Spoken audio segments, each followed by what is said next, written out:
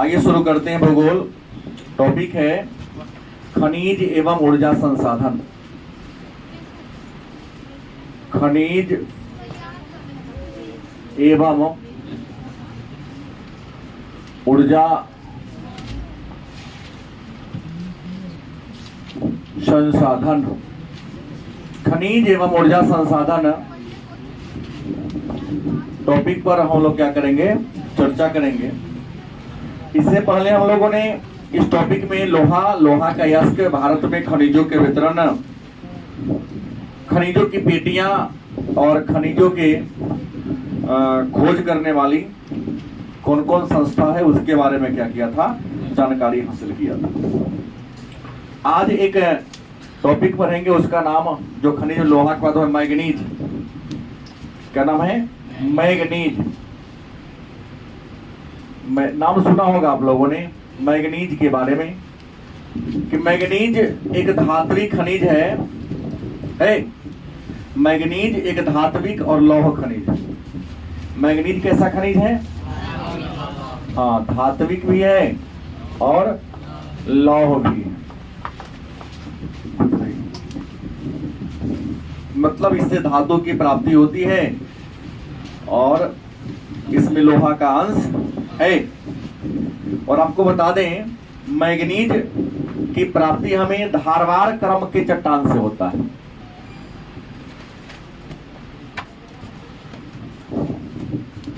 Manganese की प्राप्ति किस क्रम के चट्टान से होती है? धारवार क्रम के चट्टान से होती है। और मैंगनीज के तो अनेक सारे यूज हैं, लेकिन जंग रोधी लोहा बनाने में, क्या करने में, लोहा को जंग रोधी, मतलब जल्दी उसमें जंग ना पकड़े, उसको मैंगनीज का उपयोग करके हम जंग रोधी क्या करते हैं, बनाते हैं। मतलब लोहा में मैंगनीज मिला देने से लोहा में जंग क्या होता है, नहीं लगता। मैंगनीज भी प्रकृति में हमें किस रूप में मिलती है? अयस्क के रूप में मिलती है। मैंगनीज हमें प्रकृति में किस रूप में मिलती है? अयस्क के रूप में। और मैंगनीज के जो अयस्क है उसका नाम है सिलोमिलेन। सिलोमिलेन तथा ब्रोनाइट। क्या है? तो मैंगनीज के दो अयस्क है, सिलोमिलेन और ब्रोनाइट। आपको बता दें, मैंगनीज के भंडार की बात करते हैं कि भारत में मैंगनीज का वर्तमान में भंडार कितना है, तो 49.6 करोड़ टन। भारत में मैंगनीज का भंडार कितना है? 49.6 करोड़ टन भारत में मैंगनीज का भंडार है। और मैंगनीज का सबसे बड़ा उत्पादक राज्य की बात करें तो वह है ओडिशा। देश का लगभग 44% मैंगनीज ओडिशा उत्पादित करता है। और ओडिशा के बाद कौन करता है? कर्नाटक।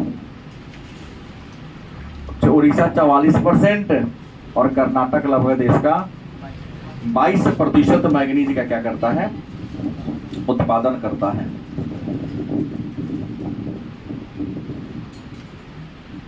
तो मैंगनीज धात्विक खनिज है, लौह खनिज है।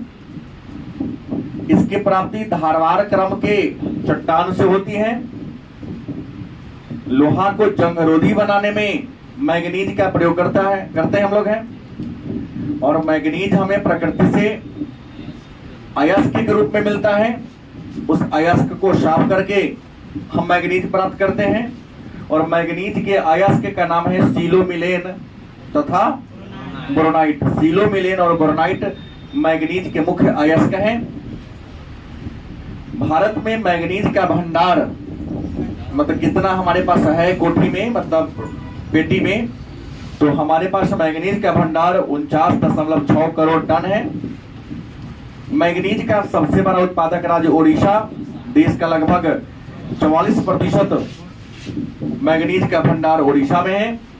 और देश का लगभग 22% कहाँ है? इसके अलावा मध्य प्रदेश, अगर बात करें अन्य राज्यों की, तो अन्य राज्यों में आप ले सकते हैं एमपी। एमपी का मतलब क्या होता है? मध्य प्रदेश का बालाघाट, छिंदवाड़ा, मांडला और झाबुआ। मध्य प्रदेश का बालाघाट,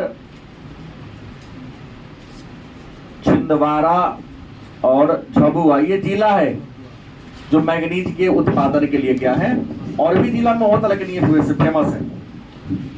महाराष्ट्र में भी होता है, नहीं, महाराष्ट्र में भी मैंगनीज का उत्पादन होता है। महाराष्ट्र में नागपुर,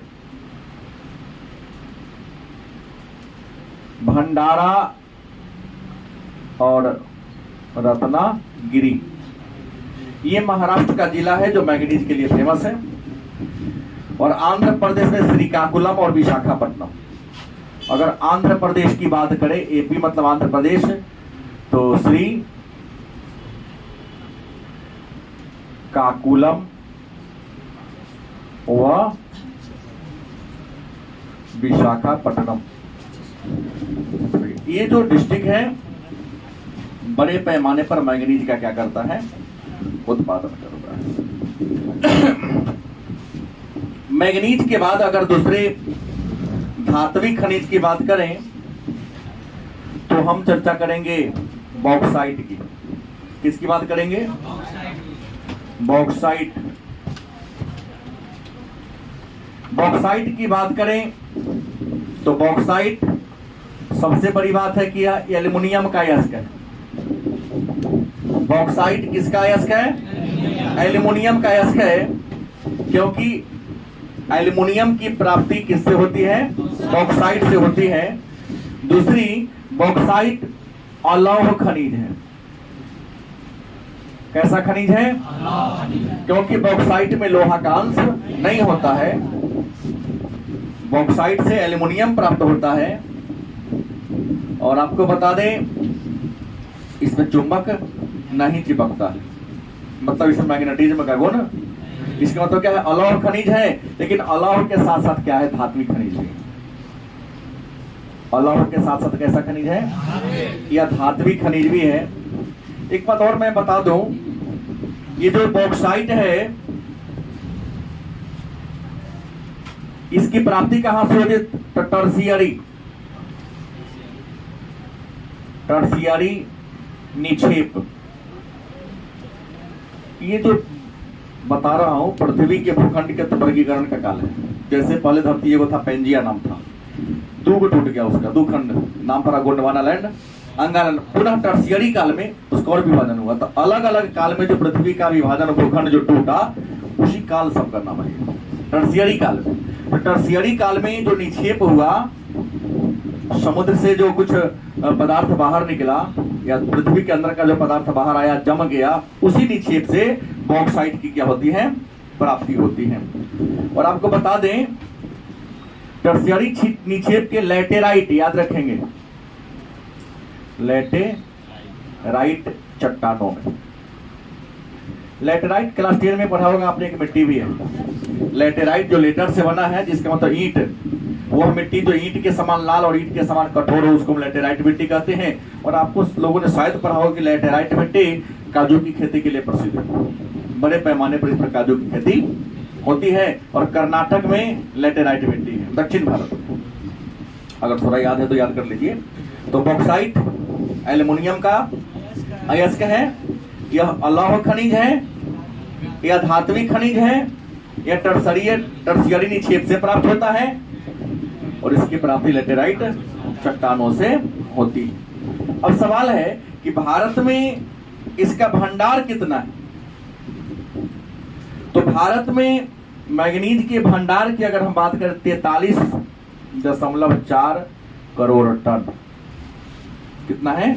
43.4 करोड़ टन इसका भंडार है। और आपको बता दें कि इसका भी सबसे बड़ा उत्पादक राज्य ओडिशा ही है। बॉक्साइट का सबसे बड़ा जो उत्पादक राज्य है वह कौन है? ओडिशा है। इसके अलावा गुजरात, महाराष्ट्र, छत्तीसगढ़, मध्य प्रदेश राज्यों में भी बॉक्साइट की प्राप्ति होती है। बॉक्साइट के बारे में बता दें कि यह एक बहुउपयोगी खनिज है। जंग रोधी खनिज है। या बॉक्साइट जो है, इससे जो एल्युमिनियम मिलता है, एल्युमिनियम बहुउपयोगी धातु है।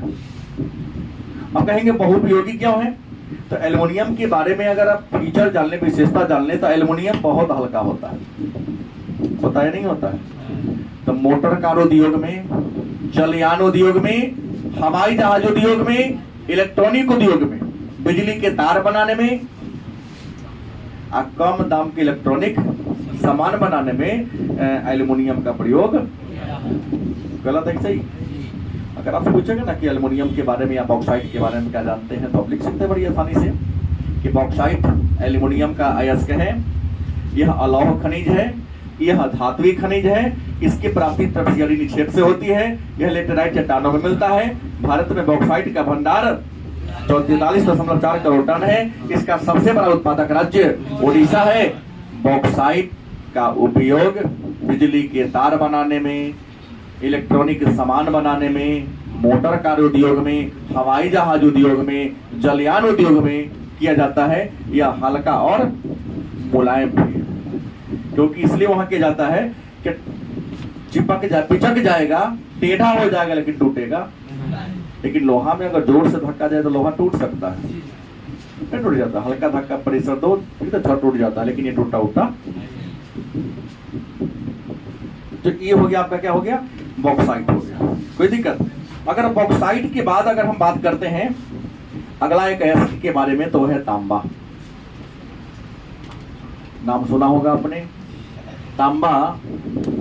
तो तांबा के बारे में एक बात आप भली भांति जानते हैं कि मानव के द्वारा खोजा गया पहला धातु तांबा। मानव के द्वारा खोजा गया या मानव के द्वारा उपयोग किया गया पहला अगर कोई धातु है तो वो क्या है? तांबा है। तो सबसे पहले जान ले कि तांबा क्या है। तो तांबा एक अलौह खनिज है। तांबा कैसा खनिज है? अलौह खनिज है। तांबा धात्विक खनिज है। दिक्कत हो रहा है किसी को? तांबा क्या है? अलौह खनिज है। तांबा धात्विक खनिज है। और तांबा की प्राप्ति धारवाड़ क्रम के चट्टान में। तांबा की प्राप्ति किस क्रम की चट्टान में होती है? तो धारवाड़ क्रम के चट्टान में तांबा की प्राप्ति होती है। और मैं बता दूं, हालांकि बॉक्साइट में एक बात हमें छूट गया है कि भारत में बॉक्साइट के उत्खनन करने का काम NALCO नालको करती है। एक और था बाल्को भी था, लेकिन दोनों का विलय कर दिया गया। नालको और बाल्को, तो बाल्को का विलय मर्ज कर दिया कोना में नालको। नालको एक कंपनी है, नेशनल एल्युमिनियम कॉर्पोरेशन लिमिटेड, जो बॉक्साइट का उत्खनन करती है और पूरे एल्युमिनियम उद्योग पर इसका कंट्रोल है। तो ऐसे ही ये जो तांबा है, तांबा अलौह खनिज है, तांबा धात्विक खनिज है। तांबा की प्राप्ति धारवाड़ क्रम के चट्टान से होती है। और भारत में तांबा के उत्खनन में एकाधिकार किसका है? तो HCL का, Hindustan copper limited. Hindustan copper limited को तांबा के उत्खनन पर एकाधिकार प्राप्त है। शायद पता है आप लोगों को, HCL हिंदुस्तान कॉपर लिमिटेड, जो राजस्थान के खेतरी में इसका और आंध्र प्रदेश में इसका एक प्लांट है। और भारत सिंधु घाटी सभ्यता के लोग, हाथ उठाना है थोड़ा आप लोगों को, कि सिंधु घाटी सभ्यता के लोग तांबा की प्राप्ति कहां से करते थे? लंबा हटाइए, लंबा हाथ उठाने में शर्म क्या है भाई? उठैले कि ना उंगली घुसेले? नहीं तो नीचे हाथ करो। उठाने के बाद सीधा हम, हाँ गिराना हाथ नहीं है, पहले तू बोलेगा वाला। बोलो, सिंधु घाटी सभ्यता के लोग तांबा कहां से प्राप्त करते थे? हैं? जोर से बोलो, खड़ा होके, बैठ के नहीं बोलना है। राजस्थान से नहीं चलेगा, जगह का नाम बताना है। आधा सही है इसका, राजस्थान से प्राप्त करता था, सही बात है। बैठ जाओ विक्रम, थोड़ी पॉइंट जाना है। राजस्थान के कौन जगह से है? बैठ जाओ, बोलो राजस्थान के कौन जगह से?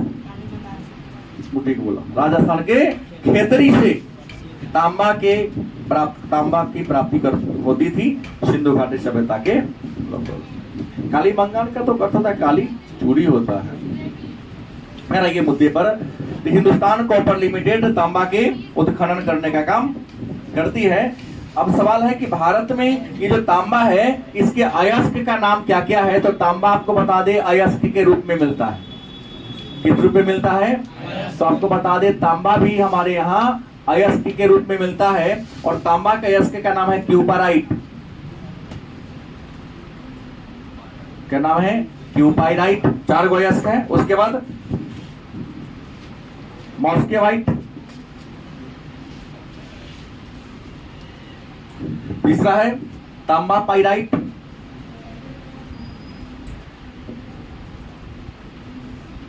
और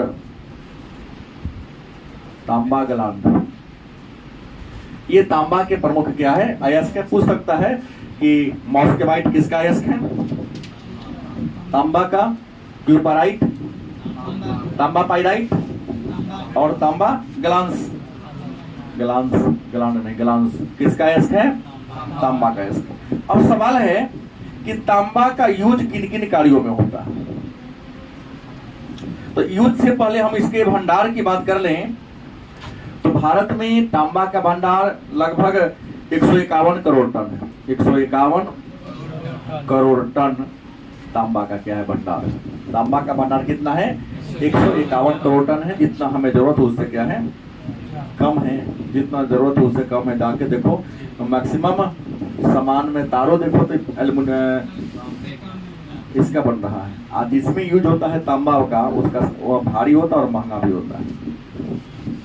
नहीं, बिजली वाला तार वही है, एक देता है 2 रुपये मीटर और वो उतना ही 2 8 या 10 रुपये देता है। तो जब तांबा का प्योर होगा उसका कीमत क्या होगा?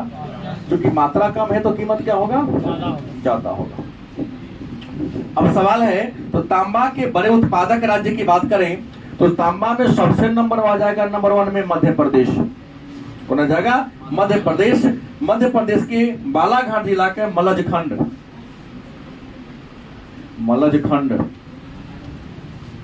बात समझ गए? या मजल खंड, मलज नहीं मजल, मध्य प्रदेश के बालाघाट जिला के मजल खंड किसके लिए फेमस है? तांबा के लिए। राजस्थान के झुंझुनू जिला का है। राजस्थान का झुंझुनू जिला में है खेतरी, याद रख लो। राजस्थान के किस जिला में? झुंझुनू जिला में कौन है? खेतरी। और झारखंड में पूर्वी शिवभूमि, पश्चिमी शिवभूमि, ये फेमस है। इसके अलावा बता दें आपको आंध्र प्रदेश, कर्नाटक में भी इसकी प्राप्ति होती है। मतलब मेन है मध्य प्रदेश, राजस्थान। इसके अलावा आंध्र प्रदेश, कर्नाटक, इन राज्यों में भी तांबा की प्राप्ति होती है। अब एक आध्यात्मिक खनिज में डालेंगे हम लोग अभ्रक के बारे में। किसके बारे में? हाँ, तांबा के उपयोग की बात कर लेकिन तांबा का उपयोग कहाँ कहाँ करते हैं हमको नहीं लगता आप लोगों को नहीं पता। मोटर कार उद्योग में, इलेक्ट्रॉनिक उद्योग में, बर्तन उद्योग में, सिक्का बनाने में। ये बात भारी नहीं है। अगर थोड़ा भी ब्रेन है, अगर 2 अंक का प्रश्न कर दे कि तांबा का उपयोग किन किन कार्यों में होता है तो आप लिखेंगे तांबा का उपयोग निम्नलिखित कार्यों में होता है। सिक्का बनाने में, सिक्का में है कि नहीं? बर्तन बनाने में है कि नहीं है? बिजली के उपकरण बनाने में, बिजली के तार बनाने में, बिजली के उपकरण बनाने में, बिजली के तार बनाने में, और आभूषण उद्योग में, क्योंकि सोना में मिलावट किसका होता है? तांबा का होता है। तो 4-5 पॉइंट लिखेंगे, 2 अंक आपको बड़ी आसानी से दे देगा मेरे ख्याल से। और जो भी लिख रहे हैं आप सभी लिख रहे हैं, बाकी इसके अलावा तो और आपको आता ही है। अगला हम क्या पढ़ेंगे? अभ्रक। क्या पढ़ेंगे? अभ्रक के बारे में पढ़ेंगे। और अभ्रक को अंग्रेजी में कहते हैं माइका, MICA, माइका। तो सबसे पहले जानना है कि अभ्रक है क्या। तो अभ्रक आध्यात्मिक खनिज है। अधात्विक और अकार्बनिक बताए होंगे। अभ्रक कैसा खनिज है? अधात्विक खनिज भी है, और क्योंकि इसमें धातु का अंश नहीं है और कार्बन का अंश भी नहीं है, इसलिए हमने कह दिया अभ्रक जो है अधात्विक और अकार्बनिक खनिज है। और एक बात याद रखें, अभ्रक के उत्पादन में भारत नंबर 1 स्थान पर है। अभ्रक के उत्पादन में भारत का स्थान क्या है? नंबर 1। और भारत का जो राज्य है आंध्र प्रदेश। कौन है? भारत में पहले अब झारखंड था, झारखंड नंबर 1 था, लेकिन अब कौन चला गया? आंध्र प्रदेश अभ्रक का सबसे बड़ा उत्पादक है। गलत कि सही? अब सवाल है, तो अभ्रक का उपयोग किन किन कार्यों में होता है? तो आपको नहीं लगता है कि आपको नहीं पता होगा? मिठाई पर जो चमकवा जाए वो अभ्रक नहीं होता है। पेंट में चमक जो आता है अभ्रक से ही होता है। गलत सही? इलेक्ट्रॉनिक उद्योग में, मोटर कार उद्योग में, मतलब किसी भी चीज में चमक जो लाते हैं ना, तो चमक लाने के लिए किसका यूज करते हैं? होली के में जो आप अबीर लगाते हैं उसमें चमकता रहता है, क्या होता है? अभ्रक होता है। तो बर्तन उद्योग में, इलेक्ट्रॉनिक उद्योग में, मोटर कार उद्योग में, टॉर्च उद्योग में, टॉर्च का जो कटोरी होता है अभ्रक नहीं लगेगा, चमक भी नहीं करेगा, वो नहीं चमकेगा तो छाया बनेगा रोशनी का।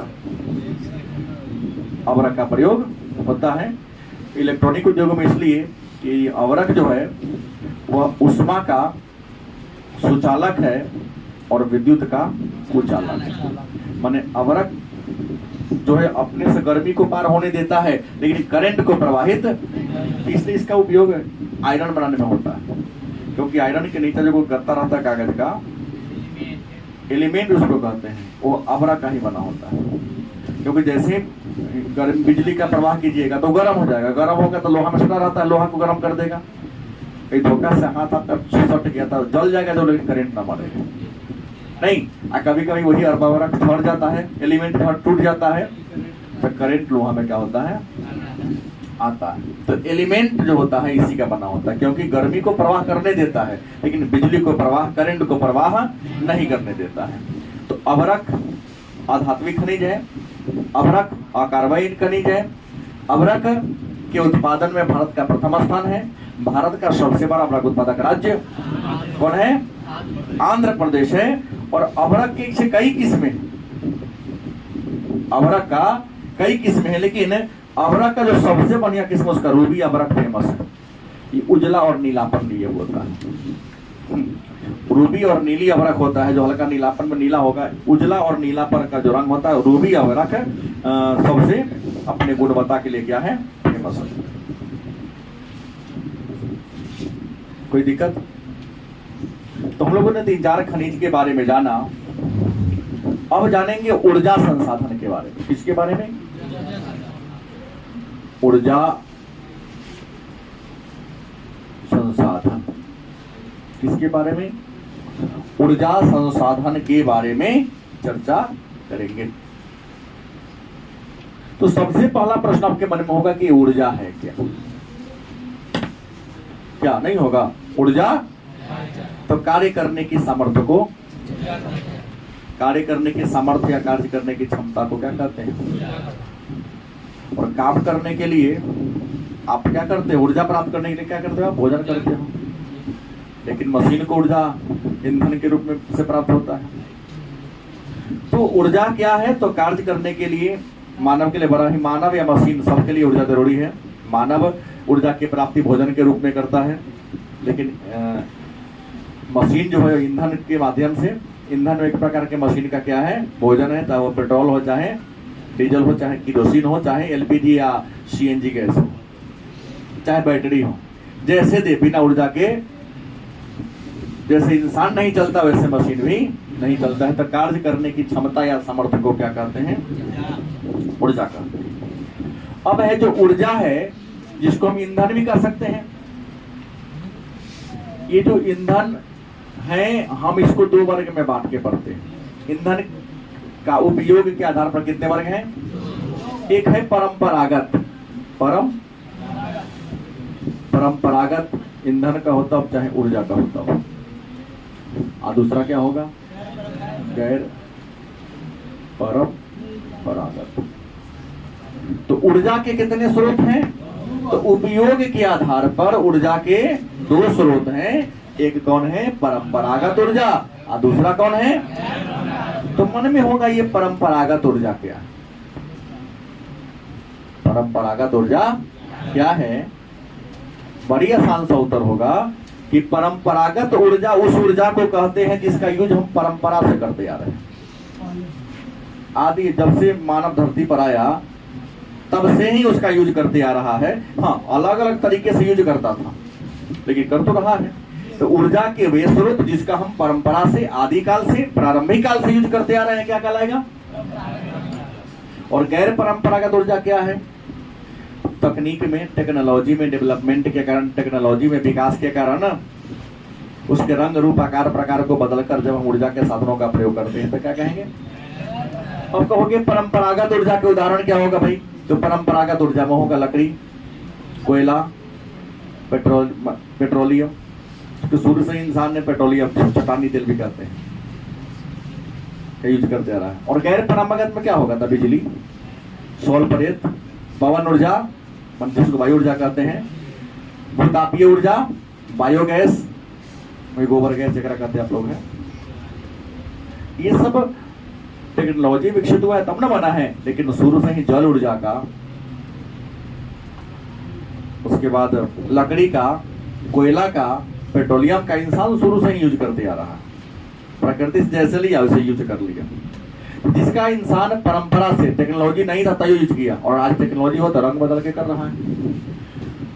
परंपरागत ऊर्जा उस ऊर्जा को कहते हैं जिसका यूज हम आदिकाल से या प्रारंभिक काल से करते हैं, उसे क्या कहेंगे? 2 अंक का प्रश्न होता है, कई बार पूछा भी जा चुका है शायद कि परंपरागत ऊर्जा क्या है। तो उत्तर होगा परंपरागत ऊर्जा उस ऊर्जा को कहते हैं जिसका हम परंपरा से यूज करते आ रहे हैं, जैसे कोयला, पेट्रोलियम, लकड़ी। गलत सही? गैर परंपरागत ऊर्जा किसे कहते हैं? तो गैर परंपरागत ऊर्जा उस ऊर्जा को कहते हैं जिसका हम तकनीक के विकास के कारण यूज कर रहे हैं, टेक्नोलॉजी में डेवलपमेंट के कारण, टेक्नोलॉजी में विकास के कारण उसका हम क्या कर रहे हैं? यूज कर रहे हैं। तो उसको हम गैर परंपरागत, जैसे बिजली, सौर ऊर्जा, पवन ऊर्जा, गलत कि सही? भूतापीय ऊर्जा, ज्वारीय ऊर्जा, बायोगैस या बायोमास। टेक्नोलॉजी हुआ है तब यूज कर रहे हैं, ऐसे पहले यूज हम करते उठते नहीं थे। तो ये तो हो गया उपयोग के आधार पर। ऊर्जा का ये वर्गीकरण किस आधार पर है? और ऊर्जा का ये हमने बताया वर्गीकरण किस आधार पर? उपयोग के आधार पर। और याद रखेंगे उपयोगिता के आधार पर भी ऊर्जा के वर्गीकरण है। और उपयोगिता के आधार पर ऊर्जा के कितने वर्ग हैं? 2। एक है नवीकरणीय और दूसरा कौन होगा? अनवीकरणीय। परिभाषा आसान होगा, आप लोगों को याद होगा। नवीकरणीय को चक्रीय भी कहते हैं और अनवीकरणीय को। नवीकरणीय ऊर्जा क्या है? तो ऊर्जा के वह स्रोत या ऊर्जा के वह साधन जिसे हम बार बार प्रयोग में, मतलब एक बार उपयोग किए उसको उपयोगिता खत्म, जिसे हम बार बार प्रयोग में क्या कर सकते हैं? ला सकते हैं, उसे क्या कहेंगे? नवीकरणीय। और जिसको एक बार यूज किए उपयोगिता क्या हो गई? खत्म हो गई, उसे क्या कहेंगे? अनवीकरणीय ऊर्जा के नाम से। तो ऊर्जा के उपयोग के आधार पर 2 और उपयोगिता, मतलब एक बार में उपयोगिता खत्म हो जाए तो अनवीकरणीय, जिसकी उपयोगिता हमेशा के लिए बार बार बना रहे, तो उसे क्या कहेंगे? अब होगा नवीकरणीय ऊर्जा का उदाहरण बताइए। तो नवीकरणीय में सौर ऊर्जा, पवन ऊर्जा, जल ऊर्जा, गलत सही? और अनवीकरणीय में कोयला, पेट्रोलियम, प्राकृतिक गैस। ऊर्जा के स्रोत में हम एक के बारे में आज की क्लास में चर्चा करेंगे, वह है कोयला। क्या पढ़ेंगे? कोयला के बारे में हम लोग क्या करेंगे? जानेंगे कोयला क्या है। गलत कि सही? तो पहली बात जान लें कि कोयला एक जीवाश्म ईंधन है। कोयला कैसा ईंधन है? हाँ,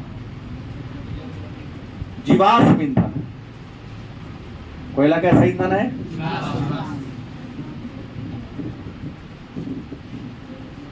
कोयला कार्बनिक ईंधन है। चलेगा? नहीं चलेगा, क्योंकि कार्बन का अंश है। कोयला कैसा ईंधन है? कार्बनिक ईंधन है। कोयला कैसा ईंधन है? जीवाश्म ईंधन है। कोयला कार्बनिक ईंधन है।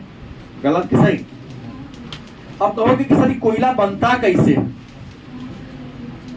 कोयला बनता कैसे है? तो पृथ्वी के ऊपर जो पेड़ पौधा और वनस्पति है, भूमि में हलचल होता है, पृथ्वी पर हलचल होता है, तो धरती पर का पेड़ पौधा धरती के नीचे क्या होता है? जमीन के नीचे दब जाता है। जब धरती के नीचे दब गया तो ऑक्सीजन की अनुपस्थिति में, मतलब धरती के नीचे तो ऑक्सीजन मिलेगा नहीं, अंदर ही अंदर क्या हो गया? जल गया। लेकिन ऑक्सीजन मिलेगा तो राख बन जाएगा। लेकिन ऑक्सीजन नहीं मिला तो जल तो गया, लेकिन ठोस का ठोस ही रह गया। रंग रूप आकार प्रकार बदल गया, लेकिन ठोस का ठोस ही रह गया। तो क्या बन जाता है? मतलब धरती के पेड़ पौधे भूमि में हलचल के कारण जब धरती के नीचे दब जाते हैं तो ऑक्सीजन की अनुपस्थिति में लाखों वर्ष के बाद वह कोयला के रूप में क्या होता है? बदल जाता है। क्योंकि पेड़ का ही कोयला बना, इसलिए हमने कह दिया क्या है? जीवाश्म ईंधन है। इसमें कार्बन की मात्रा होती है, इसलिए हम इसको कार्बनिक ईंधन के नाम से जानते हैं। गलत कि सही? आपको बता दें, कार्बन की मात्रा के आधार पर अगर कोयला के वर्ग की बात करें, किसकी बात करें? कोयला के प्रकार या वर्ग की बात करें, तो कार्बन की मात्रा के आधार पर कोयला के कितने प्रकार हैं? 4 प्रकार। कोयला में कार्बन होता है, जान लीजिए। तो कार्बन की मात्रा जितनी ज्यादा होगी उसमें हिट उतना ज्यादा होगा, और कार्बन की मात्रा जितनी कम होगी उसमें हिट उतना ही क्या होगा? कम होगा। तो कार्बन की मात्रा के आधार पर कोयला के कितने प्रकार हैं? पहला कौन है? एंथ्रासाइट। दूसरा कौन है? बिटुमिनस। बिटुमिनस। तीसरा कौन है? लिग्नाइट। चौथा कौन है? पिट। तो कार्बन की मात्रा के आधार पर कोयला के कितने वर्ग हैं? कितने वर्ग हैं? पहला कौन है? दूसरा कौन है? तीसरा कौन है? चौथा कौन है? पिट। ये जो एंथ्रासाइट कोयला है, यह सबसे उत्तम किस्म का कोयला है। एंथ्रासाइट जो कोयला है ये सर्वोत्तम किस्म का कोयला है। आपको बता दें, इसमें 80 से 90% के आसपास कार्बन की मात्रा होती है। दूसरा कौन है? बिटुमिनस। ये दूसरा सबसे उत्तम प्रकार का कोयला है, इसमें 70 से 80% कार्बन की मात्रा होती है। लिग्नाइट यह तीसरे किस्म का कोयला है, जिसमें 50 से 60% के आसपास कार्बन की मात्रा होती है। और जो पिट कोयला, इसको लकड़ी कोयला भी कहते हैं, क्योंकि लकड़ी जैसा ही होता है। इसमें बहुत धीरे धीरे जलता है, जलता का में धुआं ज्यादा देता है। और याद रखेंगे कि बिटुमिनस एंथ्रासाइट जो कोयला है, इसका यूज बड़े बड़े जो लोहा के अयस्क बनाने वाले जो कारखाना है, लोहा के अयस्क को गलाने वाला जो कारखाना है, उसमें यूज होता है। और चिमनी में लिग्नाइट और बिटुमिनस किस्म का होता है। लिग्नाइट को भूरा कोयला भी कहते हैं। क्या कहते हैं? भूरा कोयला के नाम से भी इसको लिग्नाइट को क्या करते हैं? जानते हैं। अब सवाल है, तो हमारे भारत में कोयला के निर्माण के आधार पर कोयला के कितने प्रकार हैं? तो आपको बता देगा, हम निर्माण को आधार मान ले, भारत में कोयला का निर्माण के आधार मान ले, तो निर्माण के आधार पर भारत में कोयला के 2 प्रकार, 2 रूप हैं। निर्माण के आधार पर कोयला के कितने रूप हैं? 2 हैं। पहला गोंडवाना काल की कोयला। कौन है? गोंडवाना काल की कोयला। और दूसरा टर्शियरी काल की कोयला।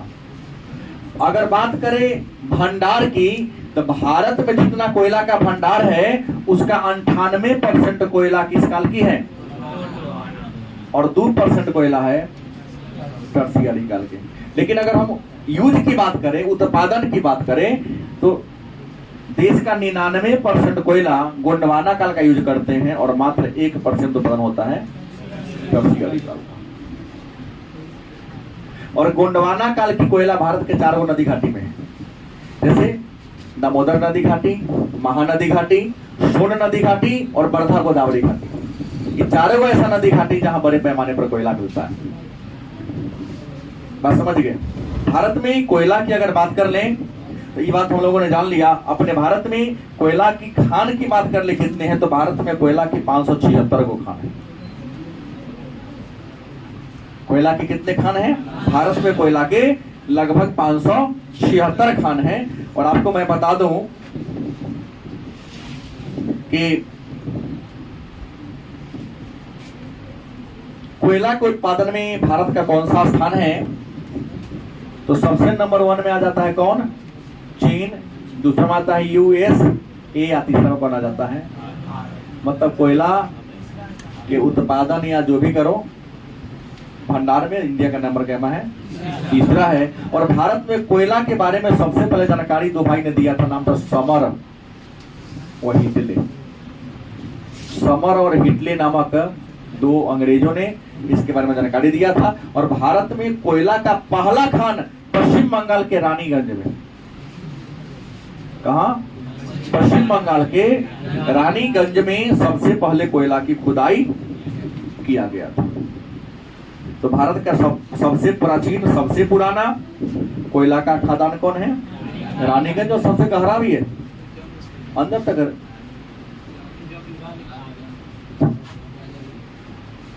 पहले यहाँ ग होना चाहिए, कोई बात नहीं। गंज हम बोलने में वही बोल रहे थे। रानीगंज अंदर ट्रेन घुस जाता है। अंदर क्या होता है? काटने वाला जो मशीन होता है, मिट्टी काटने वाला, हाँ जेसीबी सब लगा हुआ है। पहले तो लेबर टोकरी से निकालता था अंदर कुआं से, लेकिन अब तो हाईटेक जमाना के अंदर जेसीबी रखा हुआ है, पॉपुलिन बड़ा मशीन रखा हुआ है। धरती के दर में तोड़ता है, ट्रेन पर क्या करता है, लाता है, ट्रेन बाहर निकाल देता है। तो हमने कभी आप जाइएगा झारखंड रांची की ओर बढ़िएगा, चितरंजन के बाद कहें ट्रेन धीरे चलेगी, तो नीचे का पूरा धरती खाली है, ऐसे छत आरा के सब रखा है। कई बार लैंडस्लाइड हो गया, अचानक धरती धंस गया। धरती धंसा कैसे? कोयला निकल गया, खाली है, ट्रेन जा रहा है, धंस जाएगा ना।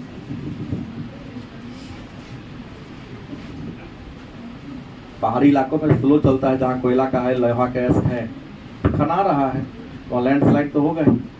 हालांकि खनाई होती है तो छत ढाल दिया जाता है, स्ट्रॉन्ग कर दिया जाता है। तो कई बार धंस गया तो लेबरों ने सैकड़ों फसल है, नहीं निकलने का कोई रास्ता सुनते होंगे, कई बार अंत में रेस्क्यू किया जाता है और उसको बाहर निकाला जाता है।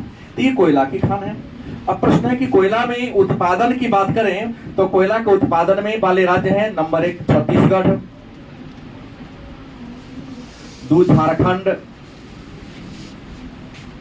कौन है? झारखंड।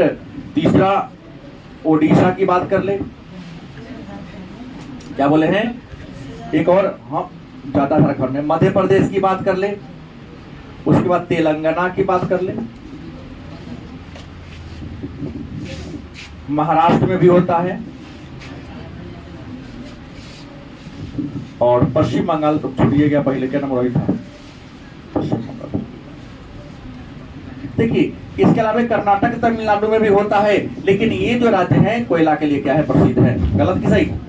तो अब अगर हम बात करें छत्तीसगढ़ की, तो छत्तीसगढ़ में कोयला का जो खान है उसका नाम है विश्रामपुर, रामपुर, चिरीमिरी, तातापानी, सोनहट, हसदेवानंद। ये सब कोयला के खान का नाम है। ये प्रतियोगिता परीक्षा पूछता है कि सोनहट कोयला खान कौन राज्य में है, तो आपको याद रखना होगा छत्तीसगढ़।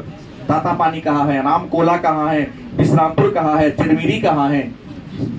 ये सब छत्तीसगढ़ के प्रमुख कोयला उत्पादक है। उड़ीसा की बात कर ले तो उड़ीसा में तलचर, संबलपुर, सुंदरगढ़, तलचेर, ये जो जगह है जो कोयला के लिए फेमस है। झारखंड में तो झरिया है, बोकारो है, गिरिडीह है, चतरा है, कर्णपुरा है, औरंगाबाद,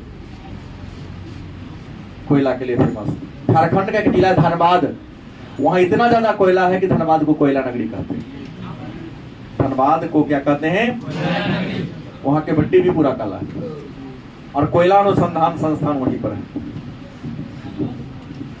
आंध्र मध्य प्रदेश की बात करते हैं, सिंगरैनी, पाथरखेरा और पेंचकाहन और सुहागपुर, ये मध्य प्रदेश का प्रमुख कोयला क्षेत्र है।